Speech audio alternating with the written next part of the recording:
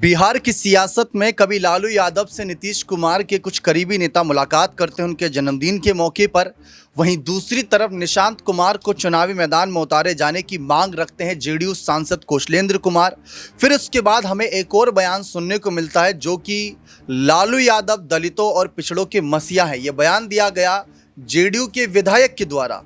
ये आखिर चल क्या रहा है, क्योंकि सवाल तो उठेंगे। आप एनडीए साथियों के साथ हैं और तारीफ और मुलाकात लालू यादव की, और दूसरी तरफ निशांत कुमार को आगे करने की बात एक सांसद रख रहे हैं। अब इस पर चर्चा तो बनती है कि क्या बिहार की सियासत में कुछ बड़े खेला की तैयारी है, जहां नीतीश कुमार को अस्वस्थ बताया जा रहा है विपक्ष और कुछ पक्ष के नेताओं के द्वारा, या फिर विपक्ष के द्वारा मान लें, लेकिन क्या वो स्वास्थ्य कारणों की वजह से खामोश है या सचमुच किसी बड़ी रणनीति की वजह से खामोश हैं?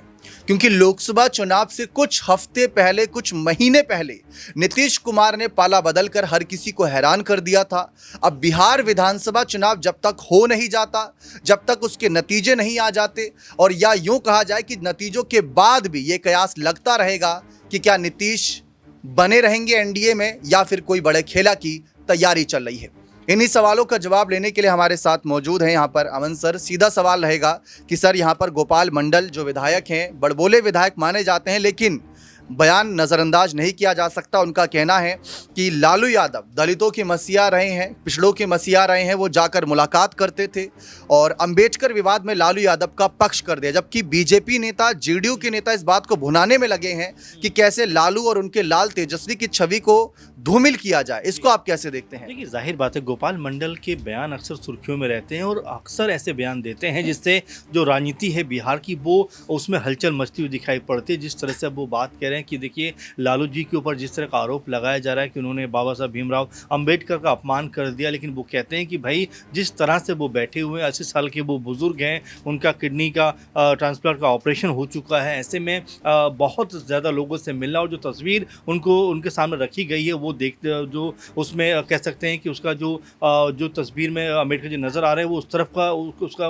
जो है चेहरा है, तो उनको नज़र नहीं आता। इसी तर्ज पर कहते हैं कि ये सब बातें इसलिए की जा रही ताकि लालू यादव को बदनाम किया जा सके, क्योंकि लालू यादव से ज़्यादा अंबेडकर जी का सम्मान कोई नहीं करता। वो यहाँ तक कहते हैं कि दलित बस्तियों में जाते हुए नजर आए थे, तमाम जो समुदायों को जो लोग पूछते भी नहीं थे उनके बीच जाकर एक तरीके से उनको मोटिवेट करने का काम किया, जागरूक करने का काम किया। इसीलिए लालू यादव जो है वो अंबेडकर जी का कभी अपमान नहीं कर सकते, ये गोपाल मंडल कहते हुए नजर आ रहे हैं। अब इसके सियासी मायने क्या हो सकते हैं, क्योंकि जिस तरह से उन्होंने एकदम से इस बात का पक्ष लिया है, और यहाँ पर अगर आप देखेंगे जेडीयू के तमाम सारे नेता, बीजेपी के तमाम सारे नेता यहाँ पर लालू यादव को ये कह रहे हैं कि उन्होंने बाबा साहब भीमराव अंबेडकर का अपमान किया है, और तमाम तरह की बातें यहाँ पर कहते हुए दिखाई पड़ रहे हैं। लेकिन गोपाल मंडल उनसे ठीक उलट ये बात कह रहे हैं कि भाई यहाँ पर जो स्थिति बन रही है वो अपमान की है ही नहीं, क्योंकि जिस तरह तस्वीर रखी गई है उसको लालू यादव देखते ही नहीं है, तो अपमान कहाँ से हो गया। और अगर ये बात है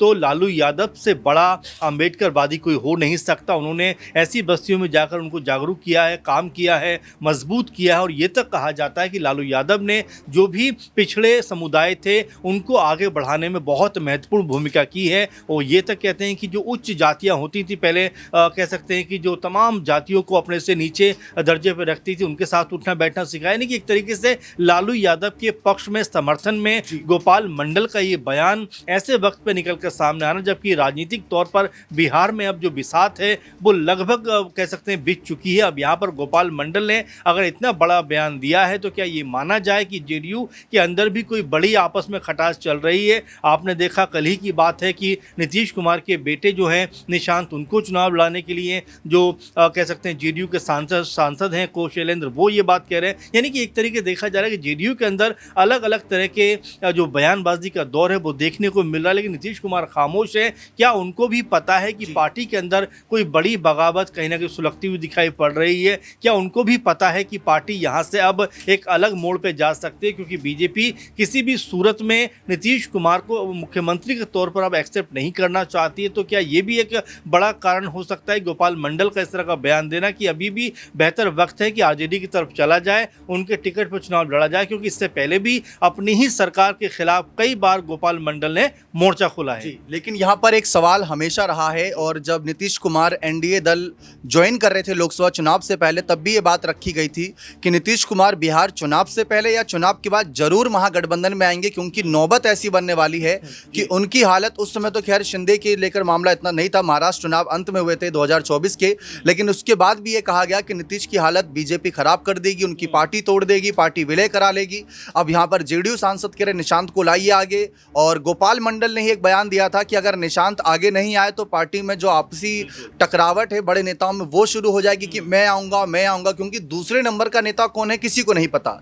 तो नीतीश की जेडीयू और बीजेपी, क्या आपको लग रहा है ये अलग अलग पार्टी चलेगी या भविष्य में एक हो जाएगी? देखिए बिल्कुल, और जिस तरह आपने बात कही है कि गोपाल मंडल भी चाहते हैं कि भाई कम से कम निशांत को अब आगे आना चाहिए, क्योंकि निशांत अगर बागडोर संभालते हैं पार्टी की तो पार्टी कहीं ना कहीं एक सूत्र में बंधी हुई नजर आएगी, लेकिन कहीं ये पार्टी किसी और के हाथों में चलेगी, जिस तरह का वो इशारा भी कर रहे हैं। क्योंकि ललन सिंह को लेकर ये बात लगातार उठ रही है कि वो पार्टी के अंदर अपना ज़्यादा अधिकार चाहते हैं, और आप देख भी रहे हैं जब से पीएम मोदी की रैली मधुबनी में जो 24 अप्रैल को हुई थी, उस रैली में जिस तरह से नीतीश कुमार ने सीधे तौर पर ललन सिंह की तरफ इशारा करते हुए कहा था कि इन्होंने ही हमें बीजेपी से अलग करवाया। उसके बाद से आप देख रहे हैं कि ललन सिंह की जो सक्रियता है वो उस तरह की दिखाई नहीं पड़ रही, अक्सर कह सकते हैं कि वो मीडिया से बचते हुए नजर आ रहे हैं। तो क्या ये माना जाए कि यहाँ पर कोई और बड़ी रणनीति बनती हुई दिखाई पड़ रही? क्योंकि गोपाल मंडल भी जिससे निशांत का समर्थन कर रहे हैं, वो भी ये चाहते हैं कि निशांत को पार्टी की बागडोर संभालनी चाहिए, क्योंकि अब नीतीश कुमार की तो उम्र इस लेवल पे आ गई कि 74-75 साल के वो हो गए, अब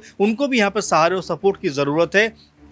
अगर निशांत कुमार आगे नहीं आते हैं तो जिसके हाथों में पार्टी जाएगी, कहीं ऐसा ना हो कि पार्टी को अपने कब्जे में लेता हुआ दिखाई पड़े, क्योंकि ललन सिंह के कई बयान इस बीच ऐसे आए थे जो पार्टी को तोड़ने का या पार्टी को कमज़ोर करने का काम ज़रूर कर रहे थे। एक तरफ वो कहते हैं कि भाई जेडीयू भले ही मुस्लिमों के लिए काम करती है, लेकिन मुस्लिमों का वोट बैंक जो है वो जेडीयू को नहीं मिलता। उसके बाद जेडीयू को सफाई देनी पड़ी कि भाई नीतीश कुमार सिर्फ एक समुदाय के नेता नहीं है, बल्कि वो चाहे हिंदू हो, चाहे मुस्लिम हो, चाहे सिख हो, यानी कि हर वर्ग के वो नेता हैं। ये सब बयानबाजी उस समय होती हुई दिखाई पड़ी। आपने देखा जब पीएम मोदी मधुबनी की रैली में आ रहे थे, उससे पहले ललन सिंह कह रहे थे कि अगर कोई भी अपने साथ 5000 लोग लेकर नहीं आया तो उसका टिकट मैं काट दूंगा। तो इस तरह की बातें हो रही थी, इससे लग रहा था कि ललन सिंह ज़्यादा प्रभाव अपना पार्टी के ऊपर चाहते हैं। अब यहाँ गोपाल मंडल ने जिस तरह की बात कही है, उससे एक बात और नजर आती है कि क्या लालू यादव के प्रभाव में जेडीयू के कई सारे लोग हैं या कई सारे विधायक हैं, कई सारे नेता हैं। अगर ऐसा होता है तो कहीं ऐसा ना हो कि ऐन वक्त पे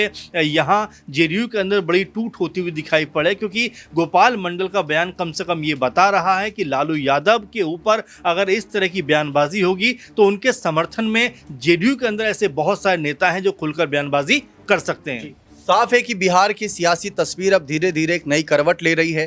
जेडीयू के जो नेता शांत थे अब वो बयानबाजी दे रहे हैं, क्योंकि जो पार्टी प्रमुख नीतीश कुमार है वो शांत हैं। तो ऐसे में जो बाकी नेता हैं उन्होंने मोर्चा संभाला, जिनको फिक्र है जेडीयू की, जिनको ये पता है कि बीजेपी क्या कर सकती है। आरसीपी सिंह वाले मामले को वह लोग भली भांति जानते हैं। ऐसे में देखना दिलचस्प रहेगा कि बिहार के समीकरण अब कौन सा नया बदलाव लाते हैं। क्या लालू नीतीश फिर साथ दिखेंगे या सिर्फ महज ये कयास और अफवाह बनकर रह जाएगा? बने रहें चैनल के साथ। बहुत बहुत शुक्रिया।